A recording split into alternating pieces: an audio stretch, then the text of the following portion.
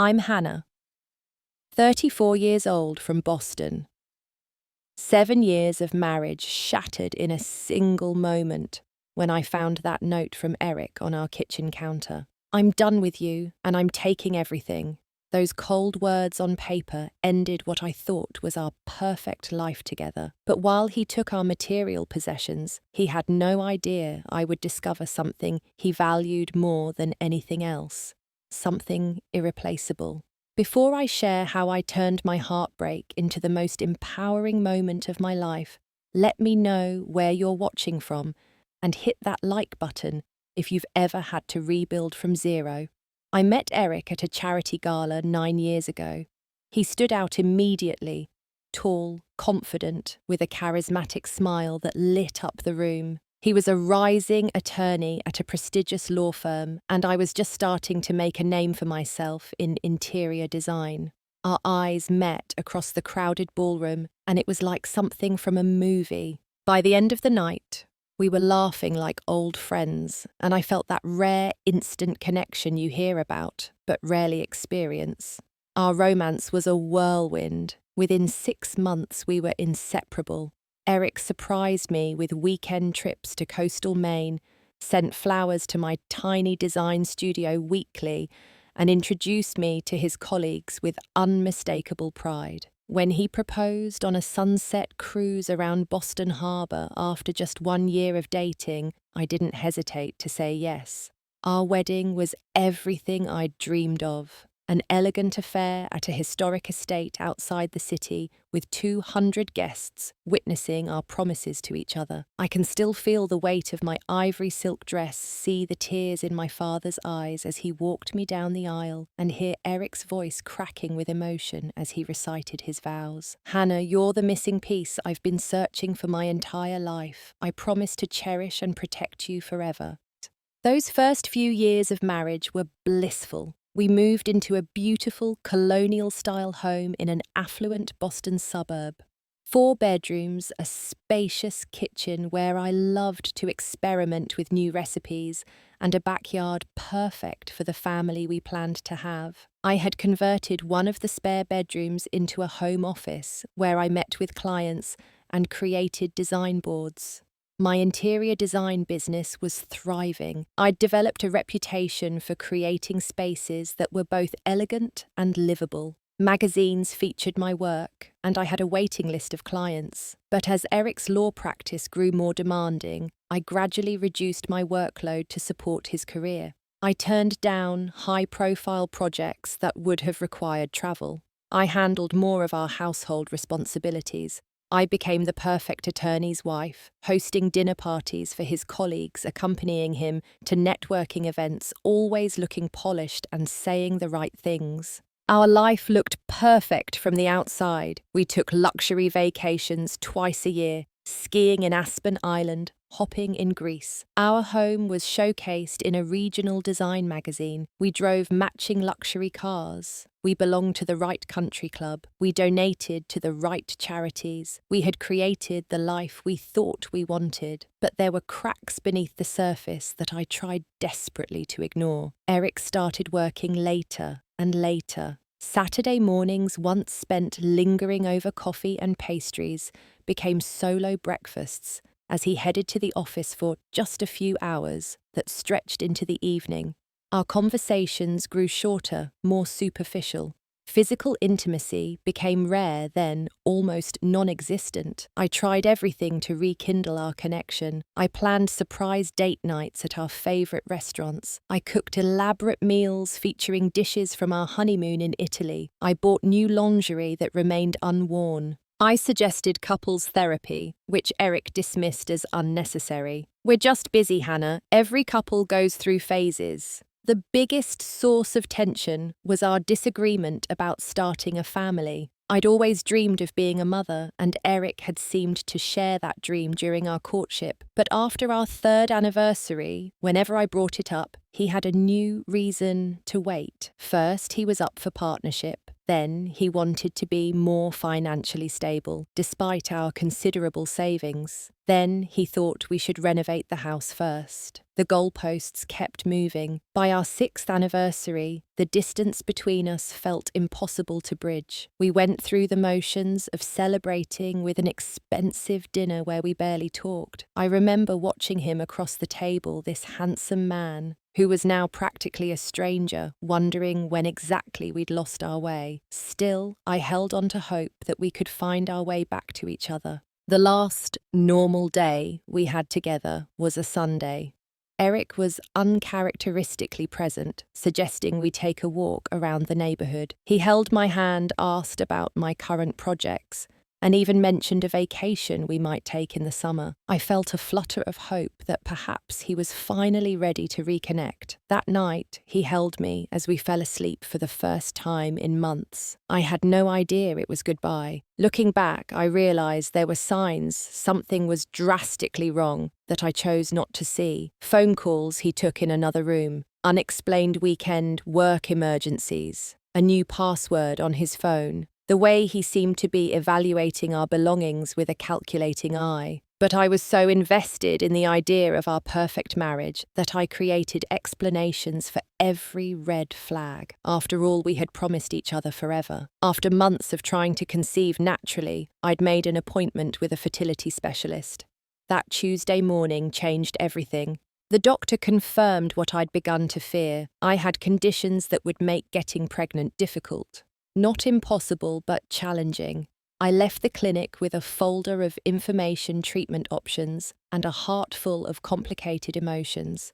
More than anything, I needed to talk to Eric. I decided to go home instead of back to work, wanting time to process before having that important conversation with my husband that evening.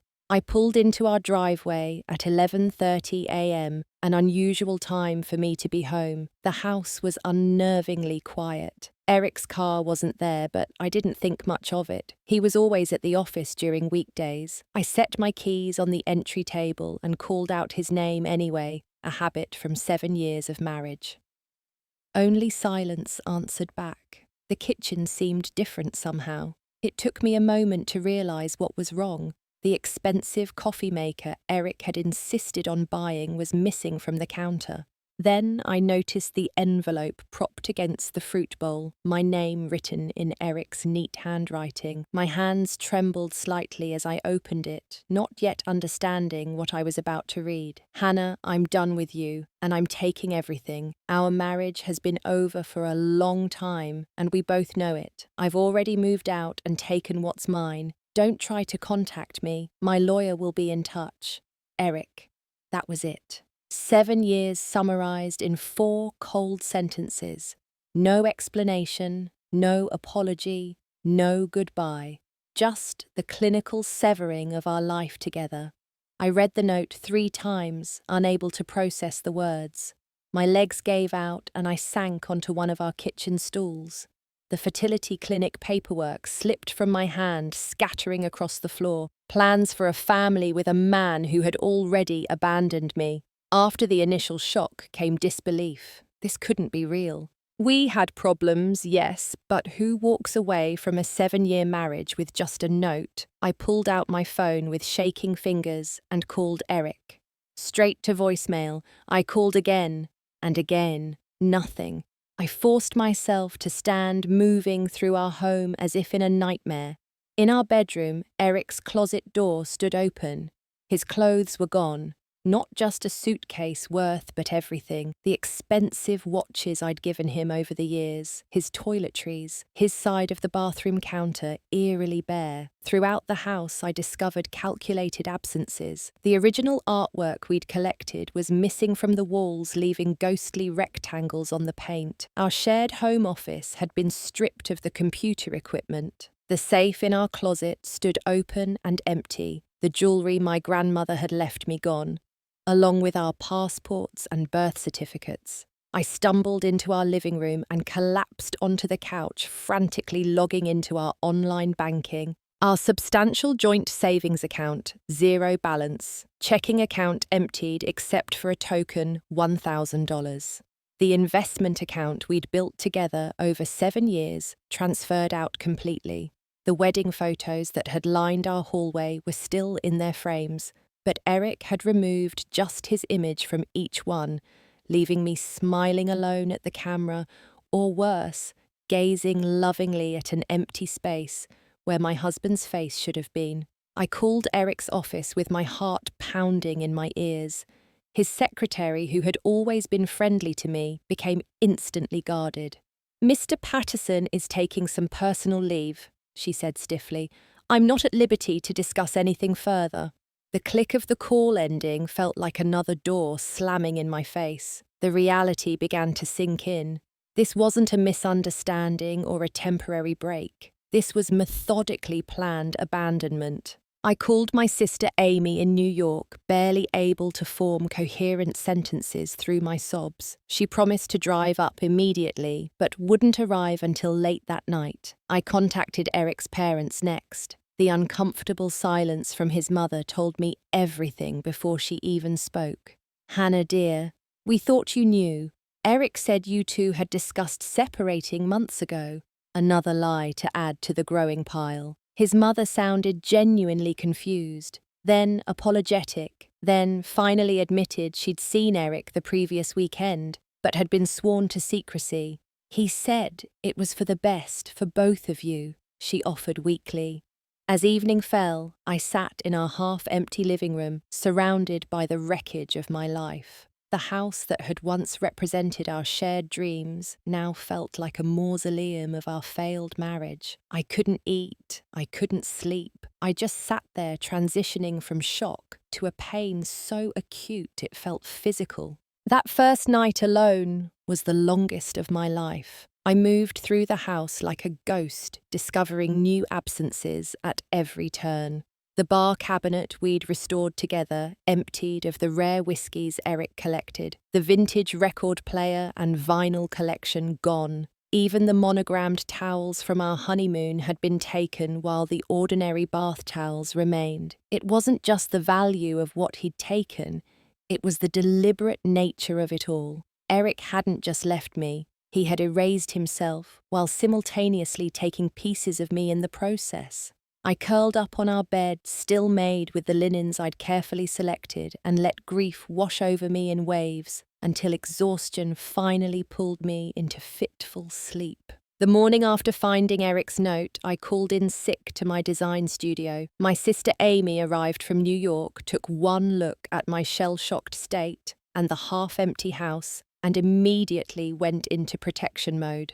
"We need information," she said, firmly, setting down coffee she'd picked up on the way. "And we need professional help." With Amy's unwavering support, I borrowed $5,000 from her savings to hire Thomas Reeves, a private investigator recommended by one of my clients. "Your husband's disappearing act is methodical," Thomas explained during our first meeting 3 days after Eric left. "This wasn't a spontaneous decision. People don't empty accounts and move furniture without planning." 2 weeks later, Thomas delivered his first report. He'd discovered Eric had leased an upscale apartment in Back Bay 3 months before leaving. The lease agreement included his signature next to another name, Jessica Winters.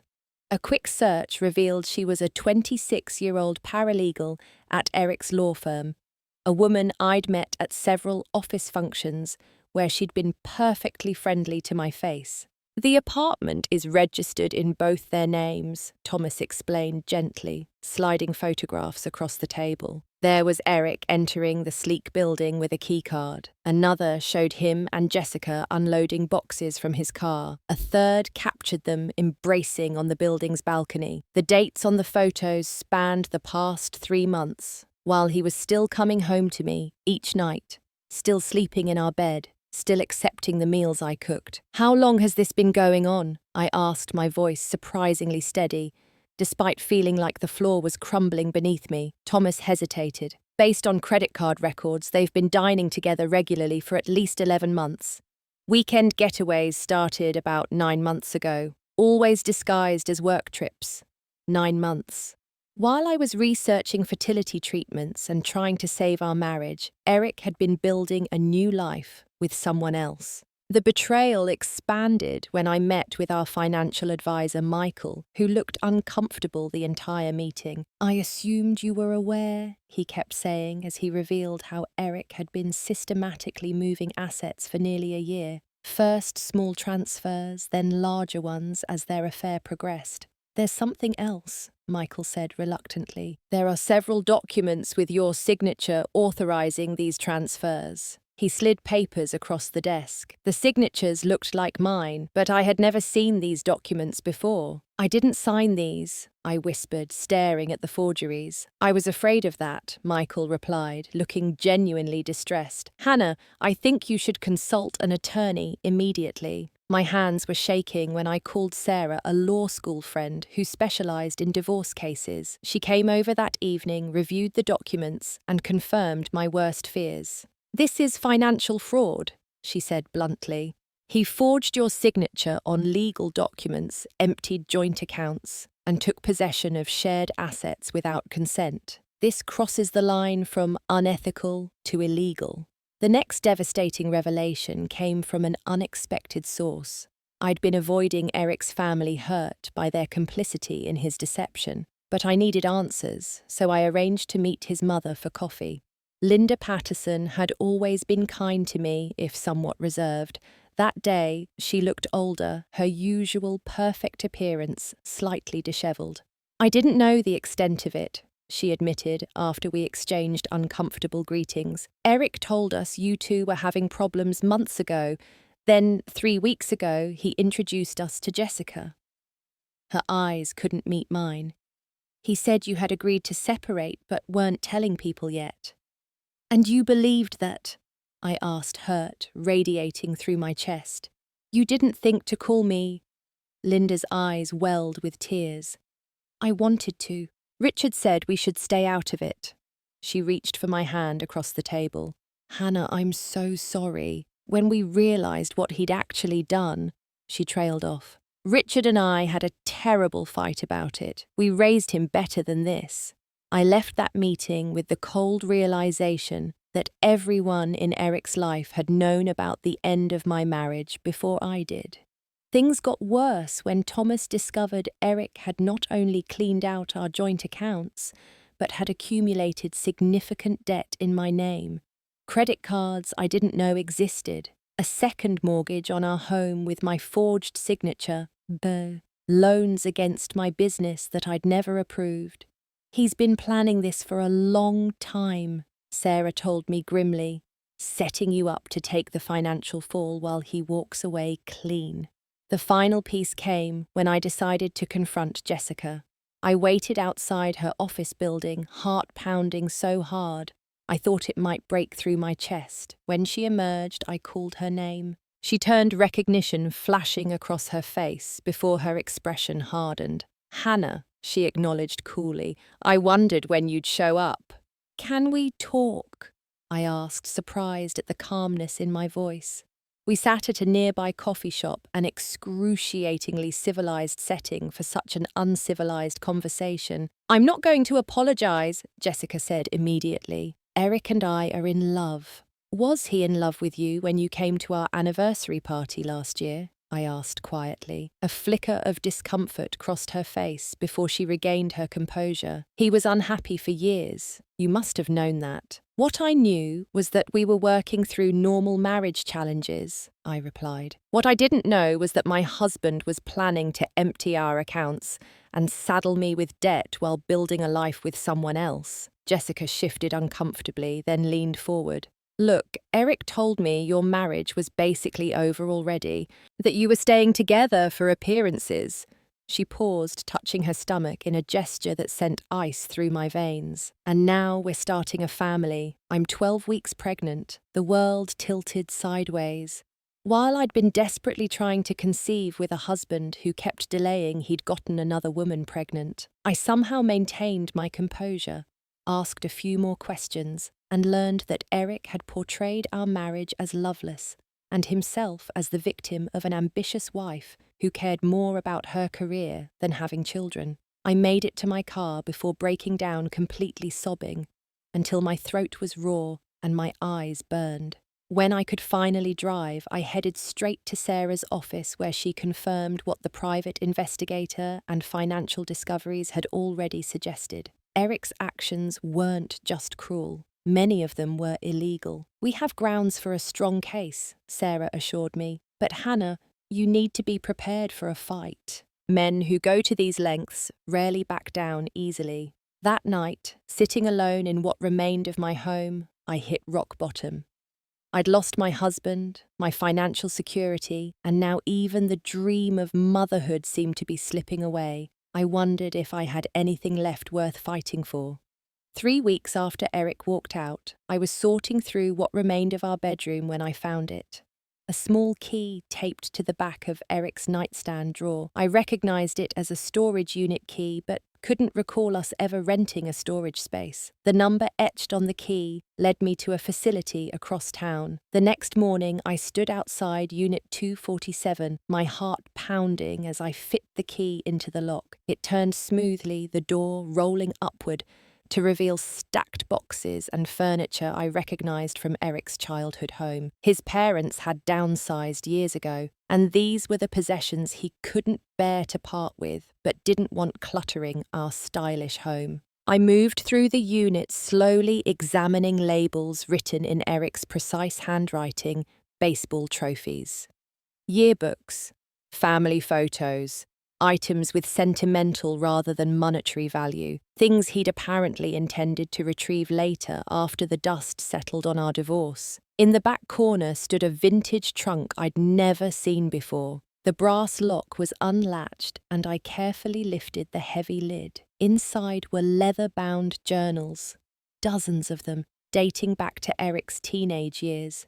I knew I should close the trunk and walk away. These were private thoughts never meant for my eyes.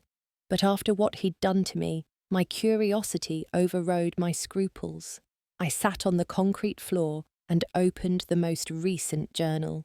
Eric's familiar handwriting filled the pages with reflections far more vulnerable than anything he'd ever shared with me. He wrote about crushing insecurities beneath his confident exterior, about never feeling good enough for his critical father, about using professional success to fill an emotional void. Journal after journal revealed a man I had never truly known, someone who'd been performing the role of successful husband while feeling like an imposter, someone who feared intimacy even as he craved it. Someone who'd convinced himself that constantly acquiring more money, more status, more possessions, would finally make him feel worthy. As daylight faded and the storage facility grew quiet, I reached the bottom of the trunk and discovered something unexpected: an aged manuscript box. Inside was a typed manuscript titled "The Journey Home," with William Patterson, 1963, on the title page. Eric's grandfather. I vaguely remembered Eric mentioning that his grandfather had been a writer who never published his work. This must be the novel he'd completed before his death. Tucked inside the manuscript was a letter from William to Eric, dated shortly before the old man passed away when Eric was 16. "Eric, my boy, you alone showed interest in my stories when everyone else dismissed them as an old man's folly. This manuscript represents my life's true work. I've left it in your keeping because I believe you understand what it means to have dreams that others can't see. One day when you're ready, perhaps you'll help this story find its way into the world. Until then, know that having one person who believes in your work, as you believed in mine, is the greatest gift a creator can receive. With love and faith in you, Grandpa Will." Several of Eric's journal entries mentioned this manuscript, how it represented the only unconditional love and faith he'd experienced in his family. His father had dismissed William's writing as worthless, but Eric had treasured it, though he'd never fulfilled his grandfather's wish to seek publication. Grandpa's manuscript is the one thing of true value I own, he'd written in one entry. The one thing that reminds me someone once saw worth in me beyond what I could achieve.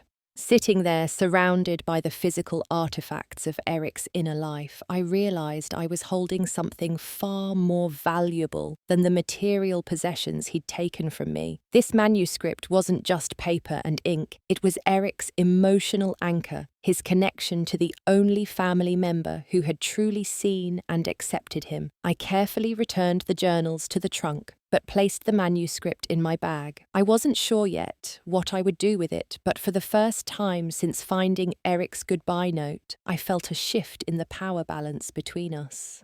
That evening alone in my increasingly empty house, I poured a glass of wine and thought deeply about who I wanted to be in this story. I could use this manuscript as a weapon, threatening to destroy it if Eric didn't make things right financially. I could sell it to a publisher without his knowledge taking from him what he valued most, as he had done to me. I could simply destroy it, knowing the loss would hurt him deeply, but none of those options aligned with the person I wanted to remain, despite everything that had happened. I didn't want bitterness to reshape me. I didn't want revenge to become my purpose. Instead, I made 2 phone calls. First to Sarah, my divorce attorney, asking her to set up a meeting with Eric as soon as possible. Then to Diane Robertson, the toughest divorce lawyer in Boston, whose reputation for protecting clients from financial abuse was legendary. I would fight for justice, not revenge. As I fell asleep that night, I felt something I hadn't experienced since finding Eric's note. A sense of agency. He had taken my possessions, my financial security, and my vision of the future, but in that storage unit, I'd found something he couldn't replace. And more importantly, I'd reconnected with a version of myself I recognized, someone with integrity and strength, even in the face of betrayal. The day after discovering the storage unit, I found a small apartment in a different part of the city. It was nothing like the luxurious home I'd shared with Eric, just a 1-bedroom walk-up with worn hardwood floors and outdated appliances. But it was mine and it represented a fresh start. Moving wasn't difficult as I had so little left. I took only what I truly needed: clothes, a few personal mementos, my design portfolios, and some basic furniture Eric hadn't deemed worth taking. Amy helped me carry boxes up 3 flights of stairs, never complaining even as sweat dampened her shirt. "It's small, but it has good bones," I said, attempting to sound positive as we stood in the nearly empty living room. "It's perfect," Amy replied firmly. "It's your canvas now, Hannah. No one else's opinions matter." Those words resonated deeply. For years, I'd been designing our home around Eric's preferences. The cool, masculine colour scheme he favoured, the uncomfortable but impressive furniture he thought projected success, the minimalist aesthetic that never quite felt like me. Now I could create a space that reflected who I actually was. With my remaining money, I painted the apartment in warm colours and filled it with comfortable, eclectic pieces found at thrift stores and estate sales. I hung art that spoke to me rather than pieces chosen for investment value. For the first time in years, I was designing for joy rather than impression. Professionally, I faced the challenge of rebuilding my interior design business. I'd scaled back my client list to support Eric's career, and now I needed those connections more than ever. I swallowed my pride and reached out to former clients, explaining that I was expanding my availability again. The response was overwhelming. Not only did previous clients eagerly rehire me, but many expressed that they'd missed my specific aesthetic. "Your designs always had soul," one longtime client told me. "They weren't just beautiful, they felt like home." Within a month, I had enough projects to sustain myself financially, even with the debt Eric had left me. During this rebuilding phase, I discovered how many friendships I'd neglected during my marriage. Eric had gradually isolated me, subtly discouraging relationships that didn't directly benefit his career. Now, reconnecting with old friends revealed a support system I'd forgotten existed. My college roommate, Jana, insisted I join her divorce support group. Initially, I resisted not wanting to identify as a divorced woman, but the first meeting changed my perspective. These weren't bitter women dwelling on past hurts. They were resilient survivors sharing practical advice and genuine understanding. The worst part isn't losing the marriage, shared one woman who'd been through a similar betrayal. It's losing the future you thought you were building, but trust me, the future you'll build for yourself will be better than anything you could have imagined with someone who didn't truly value you. Those weekly meetings became anchoring points as I navigated my new reality. I learned practical skills like negotiating with creditors and rebuilding credit. I found resources for addressing the financial fraud Eric had committed. Most importantly, I gained perspective from women further along in their healing journeys. As my confidence returned, I made other changes. I cut my long hair into a stylish bob, something Eric had always discouraged because he preferred feminine women. I replaced my neutral wardrobe with colours and patterns that expressed my creativity. I took up pottery classes on weekends, something I'd always wanted to try. Each small change represented reclaiming pieces of myself that had become submerged in my marriage. My first design project after restarting my business was particularly meaningful, renovating a small consulting firm owned by a woman who'd left corporate finance to start her own business. I want the space to feel powerful but welcoming, she explained during our initial consultation. Like the visitors immediately understand, this is a place where serious work happens, but also where people are valued. Creating that environment felt like designing for my own emotional needs. Each decision, from the warm wood tones that softened the modern furniture to the balanced lighting that eliminated harsh shadows, represented the blend of strength and nurturing I was cultivating in myself. Meanwhile, Sarah and Diane were building a formidable legal case. Eric had left a clear trail of financial misconduct, forged signatures, hidden accounts, and unauthorized transfers. He was either incredibly arrogant or surprisingly careless, Diane commented as she reviewed the evidence.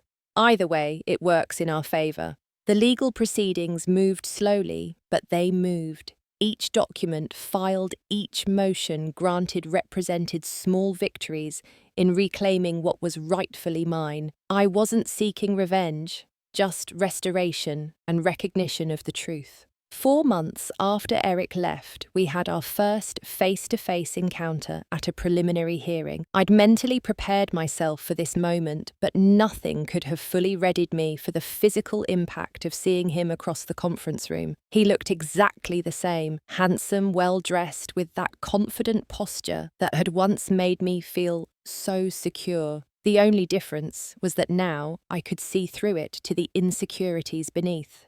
Eric barely acknowledged me, speaking only to his attorney in hushed tones. His strategy seemed to be treating me as if I were invisible. When directly addressed by my lawyers, he responded with cold formality, refusing to engage emotionally. "Mrs. Patterson is making outrageous accusations," his attorney stated pompously. "My client denies any wrongdoing and believes these claims are retaliatory attempts to extract undue compensation." I maintained my composure, speaking clearly and factually when asked questions, making direct eye contact with everyone in the room, including Eric. I watched his expression flicker with surprise when I didn't break down or lash out. He'd expected the emotional, desperate woman he'd left behind. Instead, he faced someone steadier, someone who understood her own worth. As the meeting concluded, Eric attempted to intimidate me one last time. "This could drag on for years," he said quietly as we gathered our belongings. "Is that really what you want, Hannah, to waste more years of your life fighting me?" I looked directly into the eyes of the man I'd once pledged my life to. "Justice isn't a waste of time, Eric, and neither is the truth." His jaw tightened, but before he could respond, I added calmly, "By the way, I found the storage unit, Unit 247, interesting reading material in there." The blood drained from his face. For the first time, I saw real emotion break through his carefully constructed facade. genuine fear. That evening, my phone lit up with his name, the first direct contact since he'd left. His message was brief. "What did you take?" I didn't respond. The manuscript sat safely in my apartment, and for now, that knowledge was power enough. 2 days after our first legal encounter, Eric requested a private meeting. My attorneys advised against it, but something in me needed this confrontation, needed to look him in the eye without lawyers mediating. I agreed to meet him at a restaurant in the neutral territory of downtown Boston, choosing an upscale place where he couldn't make a scene without damaging his carefully cultivated image. I arrived precisely on time, dressed in a confident red dress that the old Hannah would have considered too bold. I'd carefully applied makeup to highlight my features rather than hide perceived flaws. The maitre d' led me to a quiet corner table where Eric already sat nursing a scotch, the same brand he'd taken from our house. "Hannah," he stood as I approached, an automatic gesture of politeness that seemed almost comical given his recent actions. "You look different." "I am different," I replied, simply taking my seat and declining his awkward attempt to help with my chair. Eric ordered another drink while I requested sparkling water. The silence stretched between us until the server departed. "So," he finally said, his tone attempting casual confidence but not quite achieving it. "You wanted to talk." "Actually, you requested this meeting," I reminded him. "I assumed it was because you wanted to discuss the items I found in your storage unit." His fingers tightened around his glass. "What exactly did you take, Hannah?" I let the question hang between us for a moment, watching discomfort spread across his features. "I found your grandfather's manuscript," I finally said. "The one he left specifically to you, The Journey Home." Eric's composure cracked visibly. "You had no right to go through my personal belongings." That's an interesting perspective from someone who emptied our joint accounts and forged my signature on financial documents. I observed, maintaining a calm that seemed to unnerve him further. "What do you want?" he asked bluntly. "Money is this blackmail." "I want what's fair, Eric. I want the truth acknowledged. I want restitution for the financial fraud you committed against me." I leaned forward slightly, "and I want to understand why. Was it really so easy to throw away 7 years? His expression hardened. "Our marriage was over long before I left. For you, maybe. You just forgot to inform me of that fact." I kept my voice steady, despite the pain his words inflicted. "You also forgot to mention Jessica and the baby." A flash of surprise crossed his face. "How did you—" "Unlike you, I believe in honest conversations. Jessica and I had one." I sipped my water. "Congratulations, by the way. Fatherhood was something you always said you wanted. Just not with me, apparently." Eric shifted uncomfortably in his chair, his rehearsed confidence crumbling. "It wasn't planned, Ocean. It just happened. Nothing just happens, you. Eric, you made choices, deliberate ones. For nearly a year you lived a double life while systematically preparing to leave me financially devastated."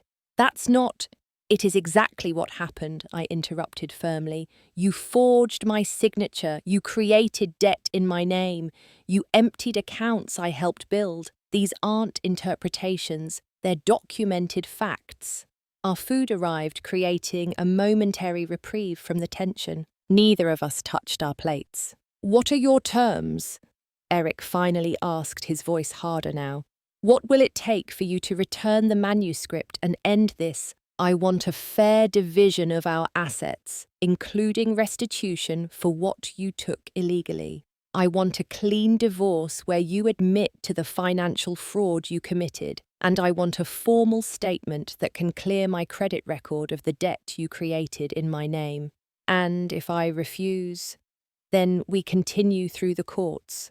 My attorneys believe we have an extremely strong case, especially with the documentation we've gathered." I looked at him steadily. "I'm not trying to ruin you, Eric. I just want what's fair." his handsome face contorted with sudden anger. "You think you can threaten me? That manuscript is mine. My grandfather left it to me, not you." His raised voice drew attention from nearby tables. I remained perfectly calm as he continued. "You were always so dependent, so needy.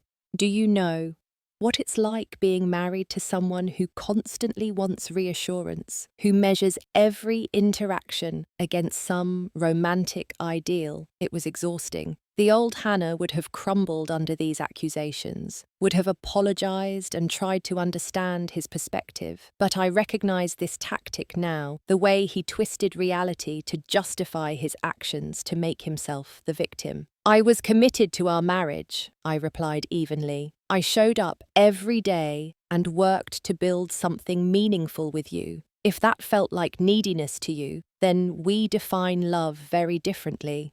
Eric's anger shifted to something darker, more desperate. "You don't understand what that manuscript means to me." "Actually, I do.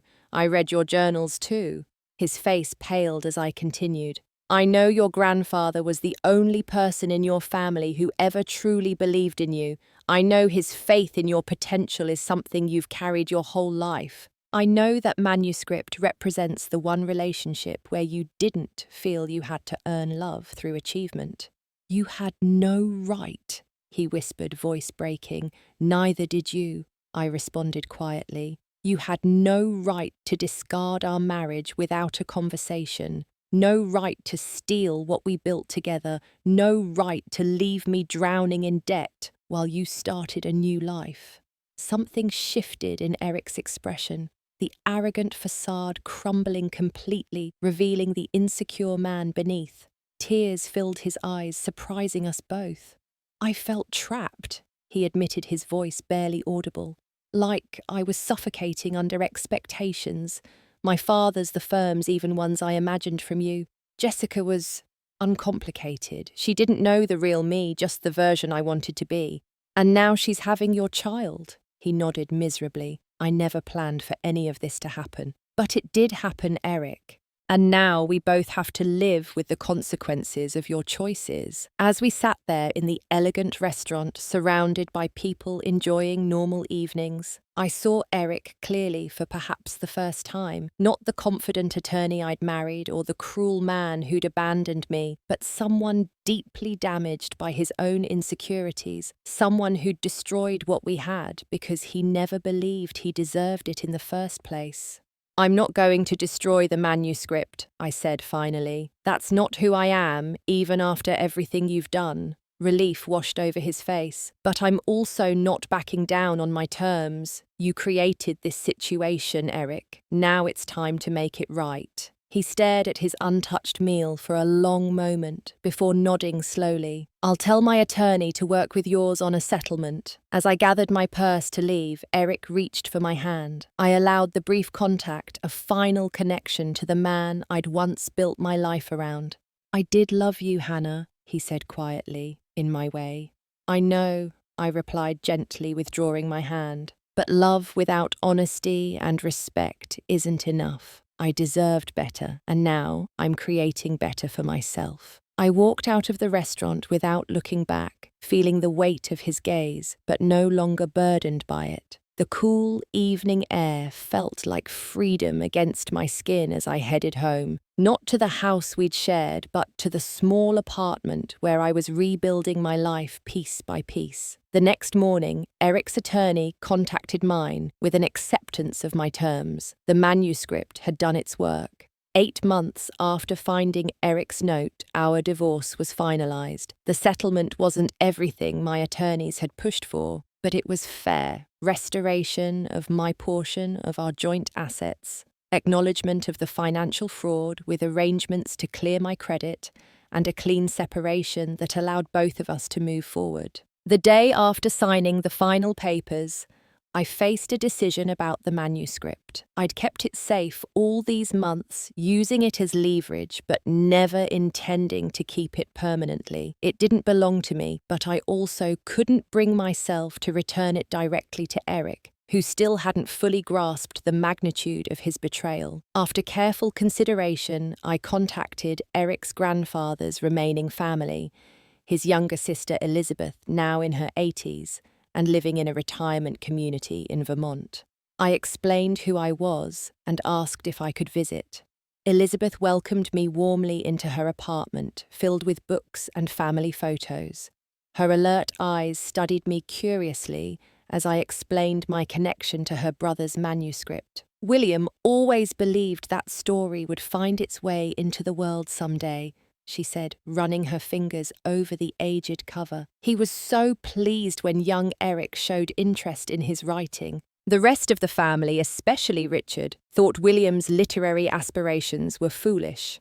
I explained the circumstances under which I'd found the manuscript, carefully avoiding details that would paint Eric in the worst light. Elizabeth listened attentively occasionally, nodding as if pieces of a puzzle were falling into place. "William would have wanted this preserved with someone who values it," she said finally, "not as a bargaining chip in a divorce, but for what it represents, his life's creative work."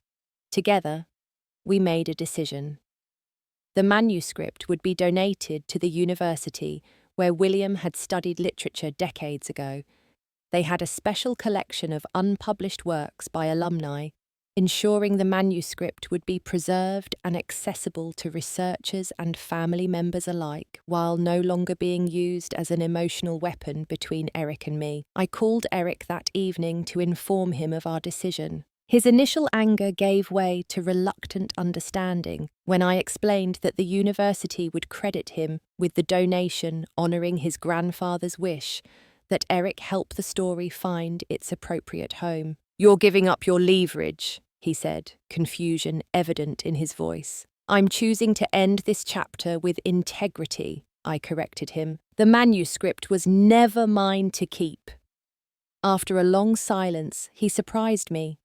"Thank you," he said quietly, "for treating it with respect when I didn't show the same consideration for what mattered to you." It wasn't an apology for everything, but it was an acknowledgement, perhaps the first honest one since our marriage ended.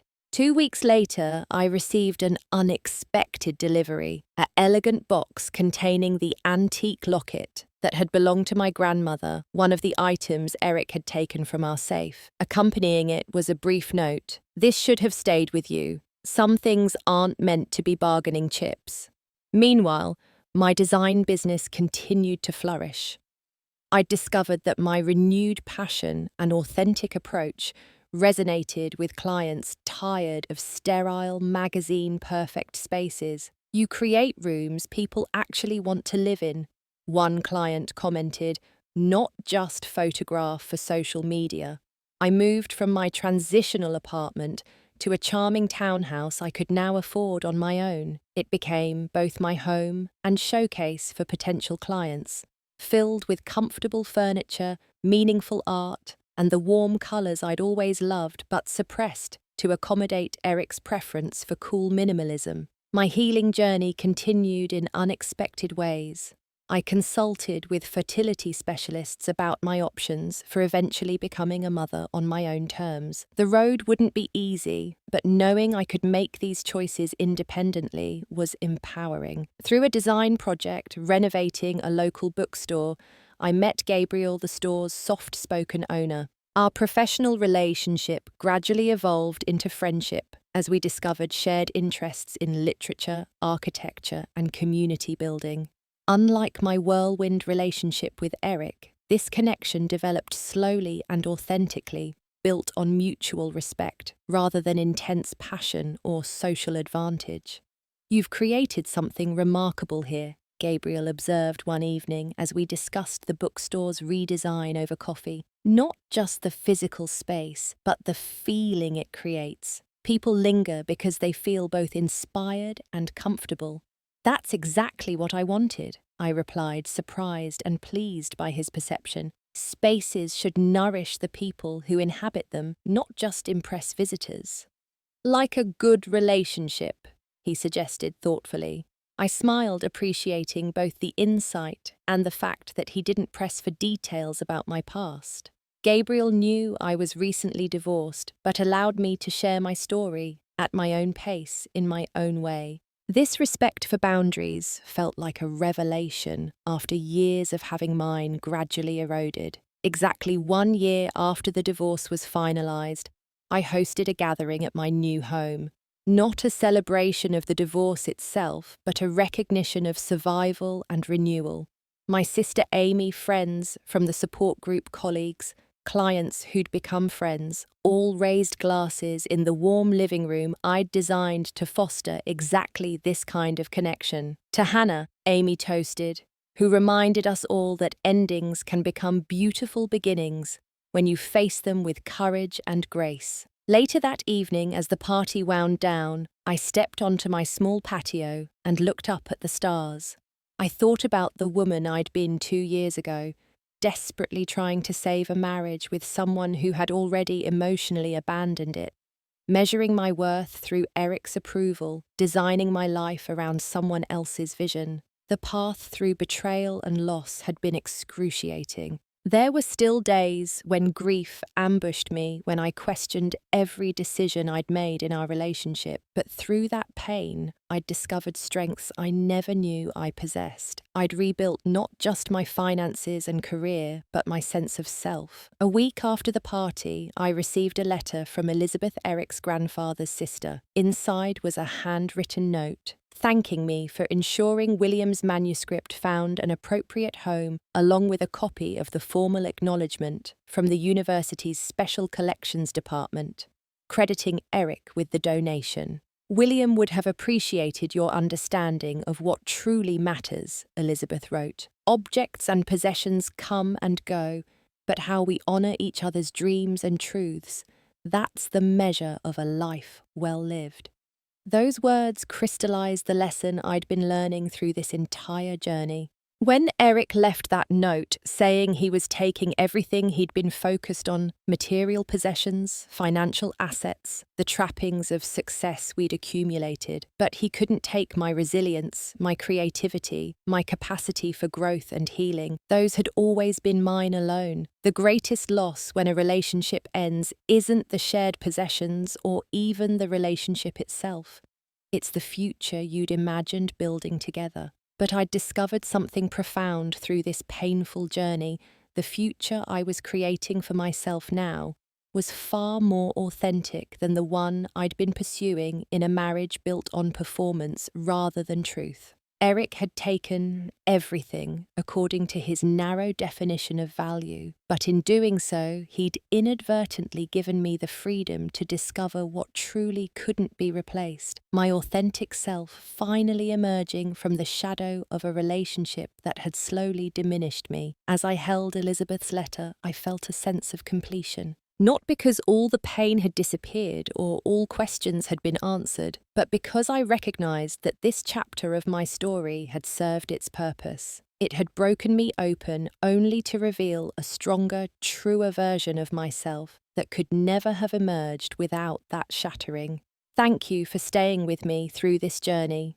If my story resonated with you, please hit the like button and subscribe to hear more true stories of resilience and renewal. I'd love to know in the comments if you've ever discovered unexpected strength through loss or betrayal. Remember, sometimes when we think we've lost everything, we're actually being cleared to receive what truly matters.